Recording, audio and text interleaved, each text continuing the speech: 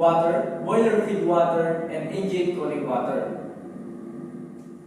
Boiler water, boiler feed water, and engine cooling water don't sound the same as it talks about water, but have different purposes according to its role in the system. Boiler water and boiler feed water are somewhat related to the system, yet the only difference are where the water is located in its treatment. Further to that, boiler water is a liquid water within a boiler or in associated pipings, pumps, and other equipments that is intended for evaporation into steam. To identify in the boiler if it has still sufficient water for steam, we can see through side glass the water in boiler. The water is converted into steam as the burner creates enough heat to change the water phase. On the flip side, boiler feed water is treated fresh water and it is an essential part of the boiler operations. The feed water is then put into the boiler steam drum by means of feed pump from casket tank or hot well. In the boiler drum, the feed water is then turned into steam from the heat of the burner.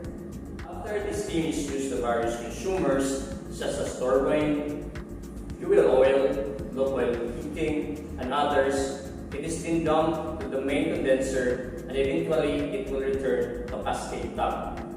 Note, before fresh water goes into the boiler, the fresh water will go first to the economizer to meet the heating requirement.